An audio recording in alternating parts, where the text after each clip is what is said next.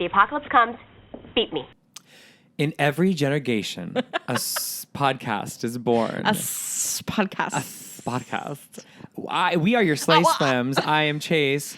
I am Beyza. And we are here to talk Buffy. Buffy. This is going to take a lot to get through. It's going to take a lot to get through. I don't think either of us have been sleeping particularly well, I'm assuming. A particular proclivity towards pyrotechnics. What is that from?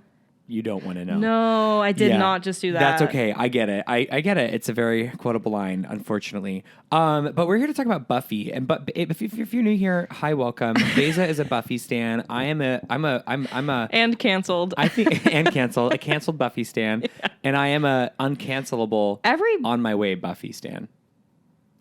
Yeah. You're like, I just don't know about the uncancelable part. Right. Yeah, and we're here to talk about how Buffy is gay. I love to talk about that. And I loved episode 11. Huh? Yeah. I loved episode Out of Mind. Out of mind, out of sight. Not out of sight, out of mind. And they like fully put an ellipses in the title too. Right. It's a little play on the...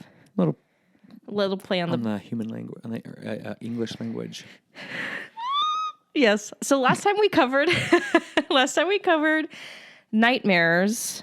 What an ep. What an ep. Go give that a listen or watch on our YouTube or on podcast others. And today we're covering Out of Sight, Out of Mind. Out of sight. I'm going to do that the entire time. Out of Mind, Out of Sight, which originally aired on May 19th, 1997. And in this little ep, Buffy and Cordelia become unlikely allies. I live for soft Cordelia. I have so much to say. Oh, really? I have so much to say because I ship it. I ship it too, and there's another ship I have towards the end of this episode that you're going to hate. But go ahead. I feel like I know what it is because I have another one too. Okay, maybe we... Does it have to do with... Nope. 2 boys? 2 men? Yeah. One of them is a vampire, one of them is a librarian? Yeah. I literally wrote it down. Oh my God, I'm sweating. It's so... I literally instant sweat. It was more hot. than Buffy. Yeah. It was hot. Yes, I agree. And it was hot. And Giles was like... Yeah, and he's like... I'm so excited. I want to talk about that now, but let's just go in order, I guess. Oh boy. Okay. So we start out in the halls of Sunnydale. We do. Like any good episode does. And Cordy is walking down the halls. Cordy is walking down the halls with her boyfriend and her bestie. And I love this outfit. It's so great. She looks beautiful in this greenish dress. They all look kind of like it's giving spring. It's giving spring. It's giving spring. Queen. That's what it is. Yeah, she looks stunning. And her guy says that she has blue eyes, and she says, "My eyes are Hazel Helen Keller." Yeah, right. I'm not gonna lie to our audience. I laughed. I laughed so hard. Yeah, I have so hard. Yeah. And yeah. Is it a joke I would make in 2023? No, but that's full. We will deal with many of those in Buffy times. Absolutely, I can only imagine. So this is like the low tier of what we should worry about. But and then we have Buffy who kind of bumps into them, being Buffy the Bumper. Bumper. And she just drops everything a little clumsy girl. And I gotta say, one of my favorite lines is like Buffy being like, "Oh, you're probably wondering like why I have all this in my backpack," and Cordelia goes, "Wow, I'm not." I love her so much. I can't wait to meet her. Are we actually? We have to go. Okay, we can talk about it more. Yeah, I also have some off-air updates, so I'll have to tell you. Oh no! But good. Oh, in the good way. As in, like we're going. What? As in, we're gonna go. Okay, perfect. Yes. Go. Wow, I'm not. One of my favorite lines. Perfect. Not the Helen Keller one. No. I almost wrote on the Helen Keller one, but then that one happened, and I was like, wait. I do kind of live that, like, she's just with a hot guy who doesn't even know what her eye color is, and she's just like, whatever, I need to be prom queen. And I have to say, like, I'm just going to go ahead and say, like, my 3 favorite lines for this episode all came from her. The second being this popular isn't just my right, it's my responsibility, as well as okay. Was that you in high school? Were you popular in high school or no? I was popular in an unpopular way, if that makes sense. Not I think I was notorious, the same. But like people knew who I was, but not everyone liked me. I knew a lot of people, but like in the way that I didn't hang out with them really. Yeah, exactly. Like, I just hung out with theater school. kids, but everyone knew who I was, but like, and it didn't get me anywhere. No. Yeah. I got no privileges. Right. No. Right. I got right. bullied. Yeah, me too. Yeah. Everyone knew who I was, so everyone bullied me for being there gay. They are. The gay. There she is.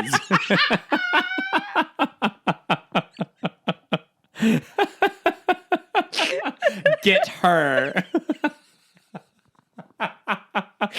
Oh no, that's Cordelia for sure.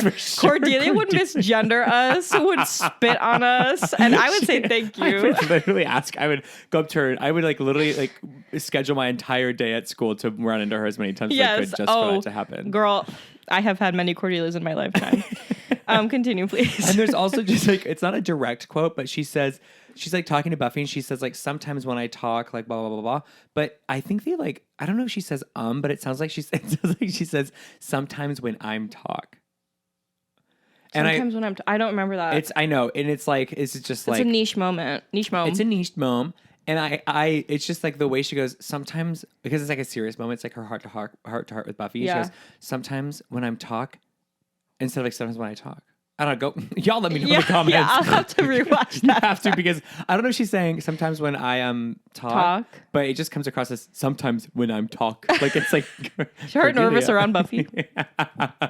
Woo. I do love it. Maybe she's a widow Nova. But not as much as I love these two gentlemen that I'm about to like fucking commission someone about. Please don't even.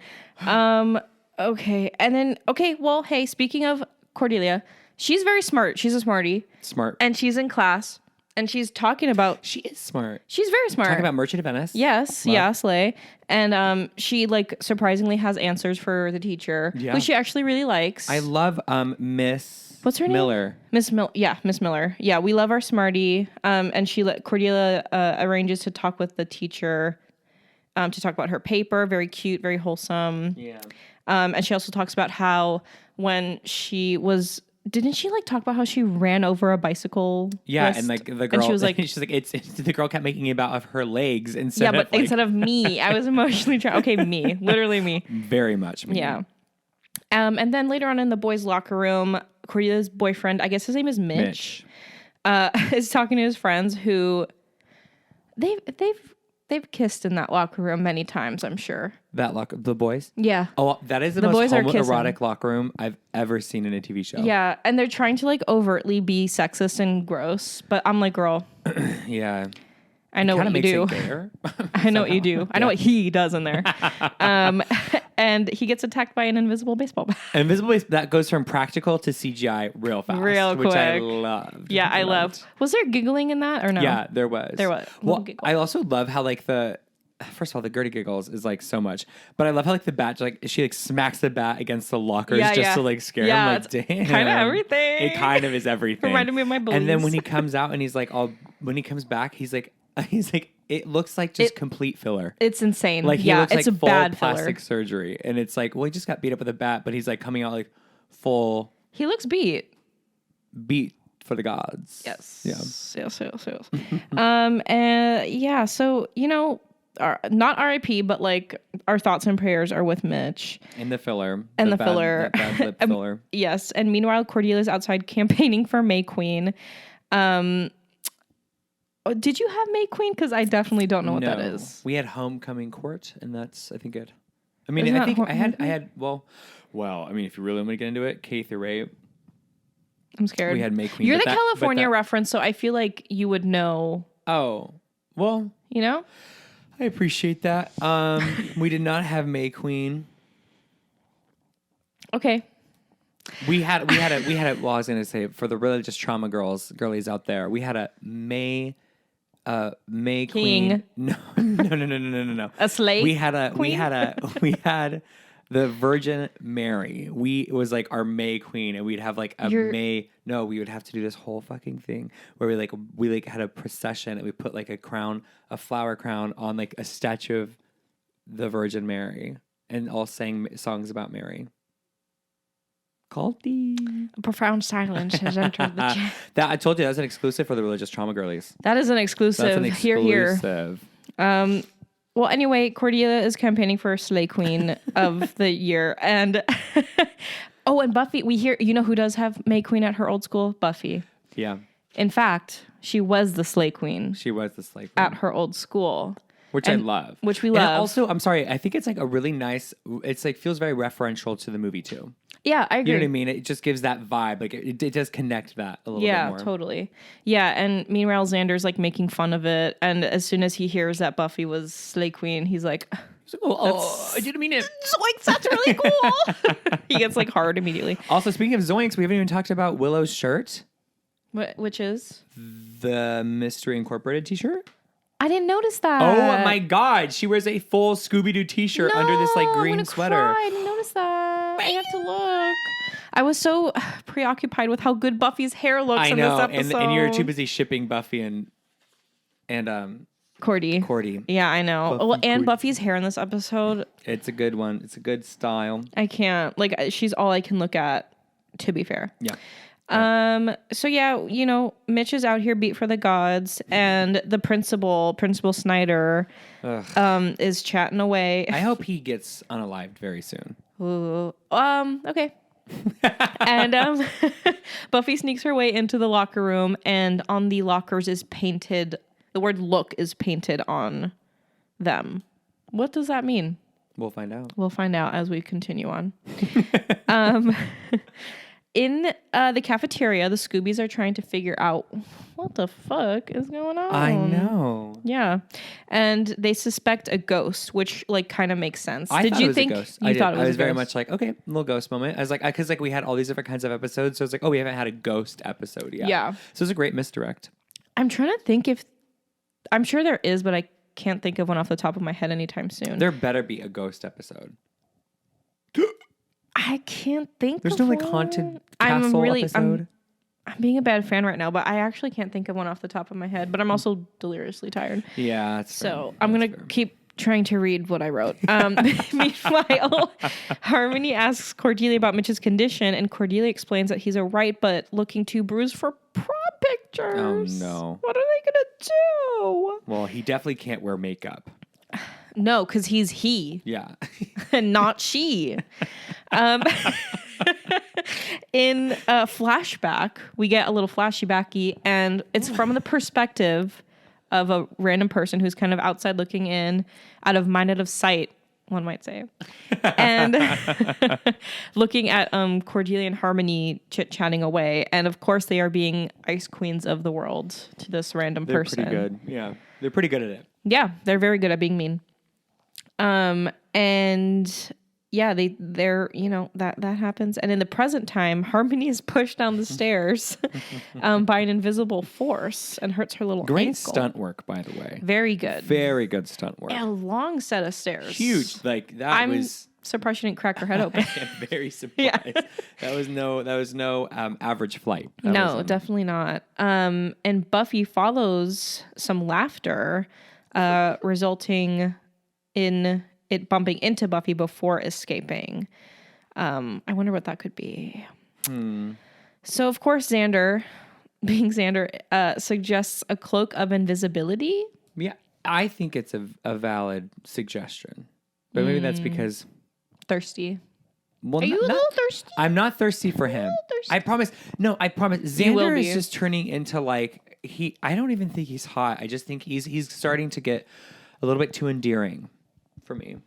For like, comfort. Too endearing for comfort. Yeah, it's a very foreign feeling for me. Yeah, and then Buffy obviously dismisses it very quickly. And as the Scoobies kind of disperse to do their own little things, Buffy sees Cordelia and the girls getting ready and putting on her dress, which makes me very sad because she clearly like was not ready to let go of her old life yet. Yeah. And I think she kind of sees what she lost by becoming the Slayer. Yeah, and she's also seeing that, like, you know, Xander and Willow have their own life too. Yeah, they're like giggling together. They have like their past life, and so she's just kind of a girl caught between the worlds. You know? And I think it's a big theme throughout the entire show of how much Buffy has around her and like how much support she has as a Slayer, but she truly is alone. Yes, you know what I mean. I do. Which you can. One of the ways that I think I like to see that is like it is a very. I don't know. I think that that's kind of how life is. So I think that it's kind of a gift to be able to see that kind of a story where everyone is really just kind of alone. But can I say? Yeah. You're especially alone when you're gay. Yeah. Because like her experience, even, I don't know, just in this episode, I was very much like, whoa, this was me in high school. Oh, yeah. Just caught between worlds. You're just caught between things. Yeah. And you also have like things that you can't be fully honest about and like share. You know what I mean? But I just like this idea of like we are all alone, and that's okay because we also can have supportive systems around us and have like dynamic things in our lives. And there's a certain part of being alone that we have to own. Own the alone. I agree. I don't know. It's like very bittersweet. Yes, things. But I think and I like the dualism of that though, where it's like it's like something to take pride in, but also something to feel sad about. Yeah, life. Man, oh man. Oh my God. I was a little Stony Joni last night, so maybe. Yeah, maybe that's me too. So I'm wearing off a little bit. Okay. You're like, damn, life, Buffy, Lifey. Oh no. I was gonna keep going. I'm okay, yeah. And in the Giles in the library. Oh, I've been waiting. What? I've been waiting. I said Angel plus Giles. Yeah. Just saying. Oh, these two make me bark loudly. Yeah, bark loudly. I just love how they're like in the stacks brainstorming, and I love how it's like such an unlikely duo, and like Angel's like offering to do these things for him, and he's like, oh, that would be like really cool. Like he's Giles is intellectually and physically stimulated by this hot vampire man offering his services. Bruh. Bruh. Sean Like, Cody dupe. Okay, I just found out what that was. Oh, because I saw it on a T-shirt, and I was like, on a T-shirt base. I'm sure you saw. Sean I was Cody watching a t-shirt. vlog, and he was wearing a SeanCody.com Who the T-shirt. fuck? Chris Clemens? No, I don't want to say. Oh, okay, fair. I'm embarrassed by it. That's fair. Anyway, and I saw the shirt, and it said SeanCody.com. What's that? Did you go? I looked it up. Oh, how'd you feel? know what? Showed up. Giles and Angel. Oh, Dick shut up. and cock. I literally am going to scour the internet for Angel and Giles content. I'm sure it's there. AO3, check the Tumblr tags. Tell me they have more scenes together. Tell me if they have more together. Tell me they have more together, Beyza. Is that the only crumb I'm going to have? I want dick and cock, Beyza. Girl, you really think? Come on. Come on. I don't think it's a spoiler to say they're not going to fuck. Yeah, I know. Okay, great. Yeah, the sexual tension is... It's there, and I'm just so happy you said it because I was worried that you were going to think I was like just insane. No, I want them to kiss. Okay. They basically did, by the way, in this scene. I mean, here's the thing. Like, I ship them so much more than I ship Angel and Buffy. Like, that has to... And that's not because I'm just gay and ship gay people, but, like... It's not just because I'm heterophobic. I mean, come on now. I'm Team Gangle. Gangle. Ew. Gangle. Dr. Gangles. What else would it be? Aniles. Another flashback sequence, and we see Cordelia and Harmony discussing a lecture and ignoring Marcy. We learn her name is Marcy. I already forgot. And I know, I'm kidding. I forgot. Oh, bruh. AKA Clea Duval. Where is she? How do I know her? She's in everything. Yes, I see her everywhere. Probably my favorite is from But I'm a Cheerleader. Okay, yes. Okay, great. Iconic queer movie of the century. She was in Broad City. She was Abby's girlfriend for like 2 episodes. Thank you. She's been in a bunch of stuff, yeah. Thank you. I was trying to think of the most recent thing I'd probably seen her in. It was probably that. Yeah, she's great in this episode though. I'm so sorry. Excuse me. I just bring up the one more thing about Angel. My man's. This man is the brutiest fucking vampire in the world. The way he's like, well, it gets a little lonely not being able to see your and he's reflection. in like the dark. He can't see your reflection to Giles. And then later on, he goes like, what does he say? He says something where he's like, it's not like I need the oxygen. It's like, we get it. You're a vampire, bro. Like, we fucking get it. He's just like, so every chance he gets, he's like, I just want to remind everyone, I'm a vampire. Like, it's no big deal, but like, I am. You won't catch my reflection, and I can breathe in gas. Yeah, because they had the reflection gag. That's what I'm saying. Yeah. So, anyway. It's almost like he thinks he's really hot. And you know what? Maybe he should think he's really hot. This man has me about to, not only do I want to jump his bones, I'm about to start watching the TV show Bones because of him. Well, in the present, Cordelia wins the Slay Queen award. And they, looking over Willow's list of missing kids, Buffy suspects Marcy when she sees she played the flute, because earlier she kind of follows the flute sound, which was really creepy. Right. So she's a tortured artist. We have to feel. She has, tortured artist tendencies. Tracking Marcy, Buffy finds her hideout, and Marcy finds Miss Miller, Cordelia's literature teacher, who we meet earlier in the episode. This bitch, I know, chokes her with a bag. Tries to kill the coolest teacher I've seen on this show so far. I know. Like, she was a great teacher. She had the vibe. But we do see that the teacher was also part of the ignoring of but Marcy. You know what? Sorry, you're forgettable, bitch. Don't make it everyone else's issue. Damn. The plastic bag was too intense, I think. It would, like, I get like, have fun with everyone. Have a little fun. If you're beat like, the jock with the baseball bat. I'm there. I am there. I'm team Mitch beat. Mitch the bitch. Mitch the bitch. Yeah. Buffy's blue ascot and glasses, by the way, that she wears from here on out for the rest of the episode. She's wearing like that little blue like choker. Oh, ascot yeah. with the glasses. Yes. That's my slay the runway. And her hair. We don't talk about it enough. I agree. We just don't. So she gets choked with a bag. But Cordelia? lives. Huh? But lives. Lives, yes. Cordelia arrives just in time. And then, sorry, there's a hair on my microphone. And saves Miss Miller, and an invisible hand on the chalkboard behind them writes, "Listen. Look. Listen. What could be next?" One time I was babysitting these lesbian. Kids. Look, listen, lesbian.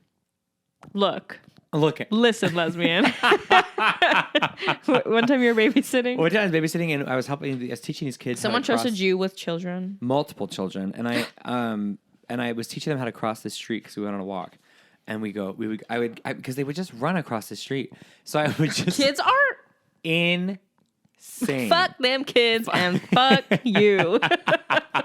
That's all I have to say. So I had to make it a game. And so we go. Every corner we got to, we go. Who can get hit by a car first? We go, stop. Then we go, look. Then we go, listen. Ew, so you're every Marcy. time, Marcy, Buffy, Cordy. Well, who's next? I don't know. Gangle. Oh my god. What happened next? Miss Miller's alive. Darcy, and then we see the listen, and then we get to the and then we get to the library. With Darcy. And then we get the gag, one of my favorite gags this entire season. Which have a great summer. Okay, I made a note. Did you ever write hags in your yearbook? Hags was in when we were in high school. Yeah, but it was funny because, like, I guess earlier in the 90s it was have a nice summer. It was Hans. Because they keep saying have a nice summer. Ours was hags. Yeah. And I definitely wrote like hags in some yearbooks for sure. Yeah. Did anyone write it in mine? I don't know. I guess we'll have to wait and find out. Not in the way they wrote it in Marcy Darcy. What's her name? Marcy. Fartsy. What's the one that was like a little... It was hags? But with an F. God damn it. No, there was an F in there because it was have a fucking great summer. But not in the way that you think. No, it's have a great fucking summer. Did you just say that? No, you said have a fucking great summer. No, I said great summer. I said fucking... Sucking dick and cock. Sucking dick and cock. No, I wrote fags in my yearbook. So the hags gag was funny. Hags... Hags Fag was funny. Giles realizes that Marcy became invisible not because of magic, but science. And I love how he's like, oh yes, the quantum Jonathan physical Jacobo. Mendica. And I'm like, girl, you can just say she was a forgettable bitch. Yes, true. Oh, he would never say that. No, he wouldn't because he's too busy boinking Angel. In the stacks. Gangle in the stacks. Gangle in this. We renamed the podcast. Gangle in the Well, maybe we can do that if someone has their own spinoff show. I'm starting to put things together. Because I see Angel everywhere I go. So I'm like, he must have his everywhere own show. I go, in the windows, in the walls. You see him everywhere in your dreams. I do. Well, now I'm going to see it. In your spicy dreams. A gangly little bitch. Gangly. Oh, goodness. Where the fuck are we? Oh. Okay. Yeah. Really quick. I'm so sorry. No. He says like the quantum whatever. And then Quantumania. He says it's Quantumania. And then Buffy says, I think I speak for everyone here when I say, huh? Yes. Yeah. I know. I mean, my soul left my body. I know. It is a hard line to listen to. I know. It is just so 90s and it's hard. And But she's so cute. I know. I think I speak for everybody here when I say, huh? She's like a little mouse. I love her. My little mousy girl. In a flashback sequence, we see Marcy, Darcy, Fartsy being looked over by her teacher. Like a medical infomercial in like slow motion. She starts disappearing and it's like, call a doctor if your hand starts. You may get diarrhea from this. Yeah, literally. She puts her hand down in defeat and becomes invisible. And the Scoobies realize that Marcy is really after Cordy, our little bully, who walks into the library and asks for protection. One of my other favorite Cordelia lines. Mm-hmm. Giles says, I don't recall seeing you here before, to which Cordy responds wholeheartedly. Yeah, with her whole thing in it. I have a life. She's just so serious. She's like so good at just like delivering those lines so authentically. And like, it's like she's not even trying to be mean. Authentically Cordy. That should be the name. Mm-hmm. But yeah, so it's just her memoir. There's no air about it. She's just honest, and you know what? We can't fault the queen for being real. She's a slay queen. So they decide to use Cordy as bait, and to have Buffy bodyguarding her. Doesn't really work out. She gets taken in like 2 minutes. Yeah. But before that, she confides in Buffy, saying she's lonely too, but being popular beats being lonely by yourself. 100%. Deep. 100%. Deep it. Yeah, this is when I really start to love Buffy and Cordy. Yeah, I'm like, for sure. Oh, there's a Can they willy in love. They're willy. Bordy and Gangle. I would love Cuffy. Cuff it. Cuffy's kind of cute. Cuffy's super cute. I think that's it. Caffy. Marcy lures Willow, Xander, and Giles into the boiler room where she closes the door and opens the gas, kinda a lot. Grabs Cordelia. It's pretty intense. Yeah, very tense. She grabs Cordelia, knocks her and Buffy unconscious. And then Buffy wakes up, finding herself tied to a chair near Cordelia again. Hot. And they see the word learn written on a curtain in glitter. Look, listen, and learn. Look, listen, learn, L. Marcy explains that Cordy is the lesson, or will be when she makes a mockery of Cordelia's face by surgery. And the whole time I was watching, I was like, wait, why did she numb her face? That's so nice. Like, I was like, well, don't you want her to feel it? But then she said that thing where she's like, well, if you black out, it's less fun. Then I was like, damn. That is darker than I thought. That is darker from the than pain I thought. she passed. And that's what I think about Buffy is like so funny because it's like as a show because like every time I'm like I think I like have its number. It's like it's always darker than you think. The ending is very dark. Oh, I literally just wrote question mark question mark. Well, before that, there is a part where I love in this episode when Buffy, frees from the ropes, blah, blah, blah. Angel comes to the rescue, Gangle. Oh, wait. What's the line? I'll get it. It's not like I need the oxygen. Okay. You get it, dude. Laying on thick. Anyway. But you know what vampires can do? Catch on fire. Okay. Is that something I'm supposed to know? No, I'm just saying, like, maybe we should set Angel on fire. No! No! After that line? No. A little bit. Okay. Oh, for like a minute.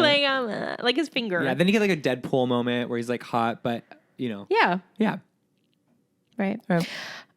So, yeah, you know, he rescues the Scoobies, shuts off the gas, blah, blah, blah. Buffy using her sley spidey sense. It's incredible. I teared up. I know. It's like such a good hero moment. It was really beautiful. Yeah. Like. And she acted the fuck out of that. Like the hair in the blowing, wind, and like absolutely. she's just like quiet. I could watch that. That is forever. my favorite Buffy moment of the season so far. I think so too. And I know she's just like fighting an invisible girl, but it's just like the way they shot It's it, the way she beautiful. performed it. It's beautiful. Yeah, I think that's my favorite too. It's real good. It's just I don't know. It made me so fucking emo because she just like trusts herself and does the fucking thing. Mm-hmm, it's so awesome. It's so awesome. Her slay spidey senses, and she knocks her the fuck out. Yeah, she does. Buffy. Somehow 2 FBI agents show up. I don't know who called. Don't know who called them. I don't know if they just keep track on that thing. I thought they were like from a like a paranormal government team that like knew what was happening above the Hellmouth. That's what I thought. You may see those people one day. So they haul Marcy away. Cordelia comes by the day after the coronation to thank the Scoobies for helping her, and they're shocked. They're gagged. The girls are gagged. However, her reaction when Mitch arrives shows she's not ready to forget her popularity. Yeah. And the Scoobies head into their little library lair, and it's very cute. It is cute. And then we get to this just a really odd moment that, like, if they don't follow up on that. So Marcy's in the FBI. Yeah. Well, they say when they're dragging her away, they say like she'll be like a responsible citizen soon enough. But it's like the way she's a responsible citizen is by doing reconnaissance spy work for assassination. The government. She opens a book that says assassination and infiltration, and Marcy chuckles and says, "Cool." Do we ever go back to that? Do you actually want to know? I mean, I don't know. I mean, don't ask a question you don't want the answer to. I mean, I feel like I have to know, but I only want to know if it's one answer, but I can't do that. Well, I'll tell you after, maybe, because I don't want to spoil it for anyone else. Okay, great. I feel like that's fair. It is fair. But yeah, very dark, very sad, and very real to our justice system, I feel. Yeah. For those not watching on YouTube, justice was in air quotes. Yes, thank you. Thanks for that. Yeah, very dark. And that's the episode. Good episode. Good ep. Great even. I think that moment with her hair in the wind being slay is like the whole episode like, to me. Yeah, absolutely. That's her using the Force. That's her spidey sense. And Gangle, obviously. I mean... What else is there to say? Gangle like a gangle angle. Gangling. I'm gonna... Nothing. You guys, the next episode is the season finale. We're going to be talking season 1, episode 12, Prophecy Girl on March 22nd. I cannot wait to have that conversation. And then we're done with season 1. That's pretty wild. Crazy. It's been fun. It's been super freaking fun. Doing this more than Fear Queers a little bit. I kind of do too. That's why we made this episode 35 minutes. I just like... We were like, well, Buffy episodes will be like 10, 15. Well, I think because on Fear Queers, we're not as structured about like a thing. Yeah. I mean, we're going to record our it's literally structured about a thing, meaning it's structured about Buffy, but I think that thing is Buffy. Yeah. And we have fun with it. And we do have fun. And we have fun. And we can imagine Gangle. I'm literally, this second you just tell me when we're done with this podcast and I will Google it. Okay, well, yeah, we're done. Hey. Thank you so much for watching. We really appreciate it, or listening. If you want to connect with us on socials, you can do that. Well, you can send us a Gmail, fearqueers@gmail.com. You can find us on Twitter. Do you ship Gangle? Let us know the important questions. Or Cuffy. Twitter at fearqueerspod and Instagram at LGBTQVHS. Yes, let us know who you ship in the comments as well. Do you think we are crazy for shipping an old man and a vampire? They're both old men. Honestly, Angel's older. Yeah. So Giles is the sugar baby. That's a porn category. I'm telling you, it's all there. let us know. Is it all there? You let us know in the comments. And we will see you on March 22nd for Prophecy Girl. Prophecy Girl. Prophecy Girl. Honey. Okay. And until next time, slay frights. Gangle, gangle, gangle, gangle, gangle, gangle.